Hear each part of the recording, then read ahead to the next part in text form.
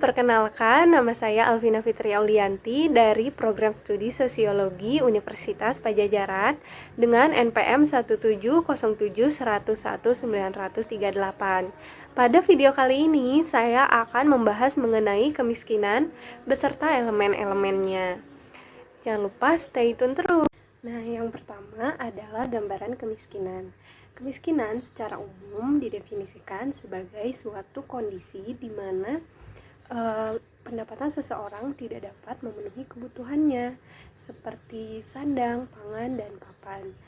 Namun sekarang ini idealnya di dalam masyarakat kebutuhan standar kehidupannya bukan hanya terpenuhinya kebutuhan primer seperti sandang, pangan, dan papan, tapi juga terpenuhinya kebutuhan akan kesehatan dan pendidikan.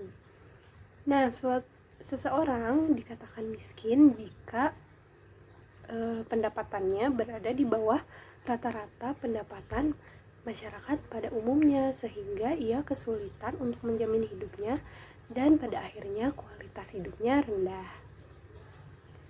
Umumnya, kemiskinan disebabkan oleh beberapa faktor. Faktor yang pertama yaitu tingkat pendidikan yang rendah. Hal ini mengakibatkan seseorang cenderung kurang memiliki keterampilan, wawasan, ataupun pengetahuan yang memadai untuk kehidupannya, sehingga ia tidak dapat bersaing di dunia kerja. Faktor yang kedua yaitu terbatasnya lapangan pekerjaan. Dengan terbatasnya lapangan pekerjaan, masyarakat tidak dapat memenuhi kebutuhan hidupnya. Karena dengan bekerjalah seseorang dapat mendapatkan uang yang nantinya akan digunakan untuk memenuhi kebutuhan hidupnya. Faktor yang ketiga adalah malas bekerja. Hal tersebut membuat seseorang tidak bergairah dan bersikap tak acuh terhadap pekerjaan yang akhirnya mengantarkan mereka pada kemiskinan. Faktor yang keempat yaitu banyaknya beban hidup keluarga. Ketika seseorang memiliki anggota keluarga yang banyak untuk dihidupi, beban hidupnya tentu saja akan bertambah pula. Dengan begitu, seseorang diharuskan meningkatkan pendapatannya sesuai dengan berapa jumlah anggota keluarga yang harus dihidupinya. Faktor yang kelima adalah keterbatasan sumber daya alam maupun modal. Seperti yang kita ketahui, sumber daya alam adalah terbatas. Sementara kebutuhan manusia sangatlah tidak terbatas. Ketika sumber daya alam berkurang, kemudian terjadi kelangkaan, harga naik, dan kalangan bawah tidak bisa memenuhi kebutuhannya. Secara umum, kemiskinan memiliki 4 bentuk. Yang pertama adalah kemiskinan absolut, yaitu suatu kondisi di mana pendapatan seseorang atau sekelompok orang berada di bawah garis kemiskinan, sehingga kurang mencukupi untuk memenuhi kebutuhan standar seperti sandang, pangan, papan, kesehatan, dan pendidikan yang diperlukan untuk menjamin kualitas hidupnya. Jenis yang kedua yaitu kemiskinan relatif. Kemiskinan ini adalah kemiskinan yang terjadi karena adanya pengaruh kebijakan pembangunan yang belum merata, sehingga menyebabkan adanya ketimpangan pendapatan atau ketimpangan standar kesejahteraan. Yang ketiga adalah kemiskinan kultural, yaitu bentuk kemiskinan yang terjadi akibat adanya sikap atau kebiasaan seseorang ataupun masyarakat yang umumnya berasal dari budaya atau adat istiadat mereka sendiri. Misalnya pemboros, tidak hemat, kurang kreatif, malas, dan ini relatif bergantung pada masyarakat tersebut. Yang keempat adalah kemiskinan struktural. Kemiskinan struktural adalah bentuk kemiskinan yang disebabkan karena rendahnya akses terhadap sumber daya yang pada umumnya terjadi pada suatu tatanan sosial atau budaya yang kurang mendukung adanya pembebasan kemiskinan. Proses terjadinya kemiskinan dimulai dari munculnya ketimpangan dan ketidakadilan sosial yang menyebabkan bangsa Indonesia keluar dari falsafah Pancasila, yaitu keadilan sosial bagi seluruh rakyat Indonesia. Lalu nilai-nilai kemanusiaan ini banyak dilanggar oleh masyarakat yang mengakibatkan keadilan sosial menjadi semakin jauh dari kenyataan.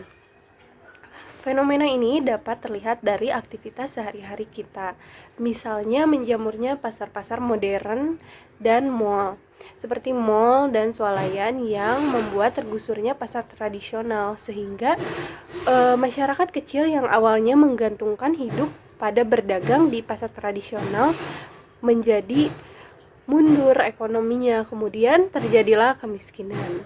Ada berbagai macam pandangan sosiologi terhadap kemiskinan. Salah satunya adalah teori struktural fungsional yang menerima perubahan sebagai sesuatu yang konstan dan tidak memerlukan penjelasan.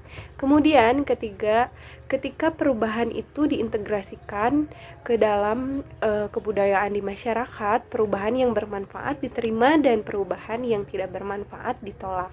Penganut teori struktural fungsional memandang segala peranata sosial yang ada dalam masyarakat adalah serba fungsional dalam arti positif dan negatif termasuk kemiskinan. Teori struktural fungsionalisme ini dicetuskan oleh beberapa tokoh yaitu Talcott Parsons, Robert King Merton, dan juga Gilbert Hans. Menurut teori ini, masyarakat miskin memiliki fungsi yaitu sebagai orang yang melakukan pekerjaan-pekerjaan kotor, menimbulkan alokasi dana-dana sosial seperti bantuan ataupun santunan, dapat memanfaatkan barang bekas, menjadi tolok ukur kemajuan kelompok lain, juga dapat menjadi pembantu kelompok lain yang sedang berusaha dengan menjadi anak tangganya. Selain itu, kemiskinan juga menyebabkan sistem politik menjadi lebih sentris dan lebih stabil. Jadi, menurut teori ini, kemiskinan memiliki fungsi walaupun kemiskinan ini memiliki konotasi yang negatif di masyarakat, yaitu sebagai masalah sosial. Di Indonesia ada 3 versi pengukuran kemiskinan. Yang pertama yaitu versi Bank Dunia, yang mengukur kemiskinan berdasarkan pendapatan seseorang. Apabila seseorang memiliki pendapatan kurang dari $2 per hari, maka mereka dikatakan miskin.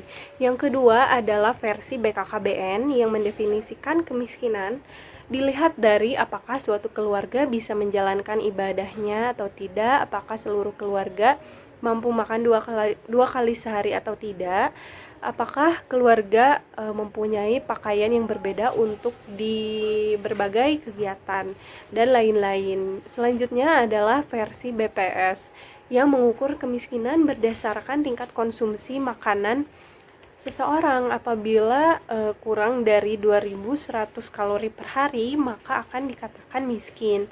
Selain itu, BPS juga mengukur kemiskinan berdasarkan sandang papan kesehatan dan pendidikan.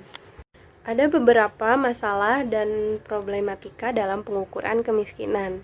Yang pertama yaitu kemiskinan di perkotaan memiliki sejumlah dimensi non-moneter yang penting seperti air, sanitasi, polusi, biaya transportasi, kejahatan yang tidak tergambar dengan baik pada ukuran kemiskinan multidimensi yang telah ada. Juga di sebagian besar negara, survei rumah tangga agak kesulitan dalam mendata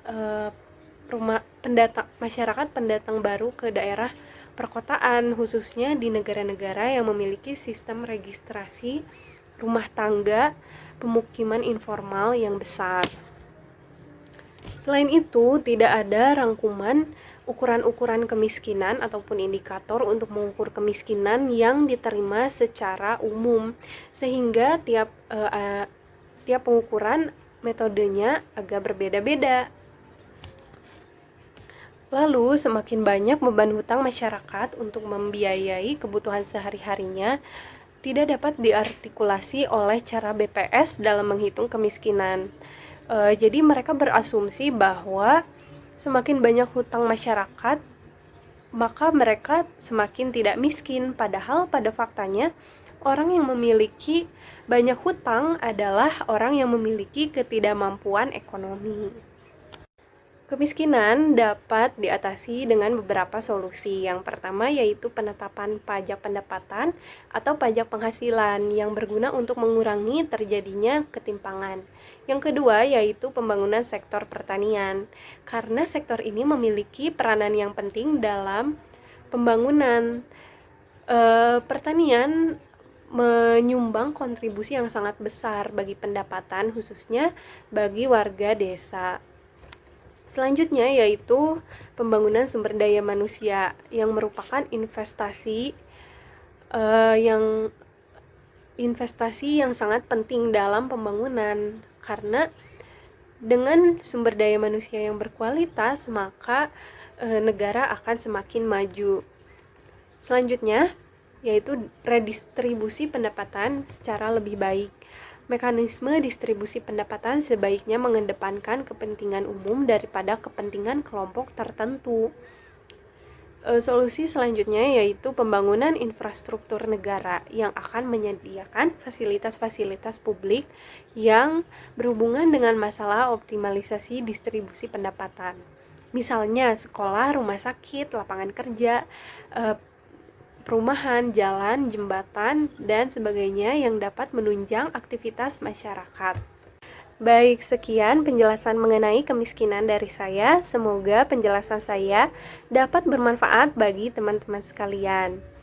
Terima kasih atas perhatiannya. Saya pamit undur diri. Assalamualaikum warahmatullahi wabarakatuh.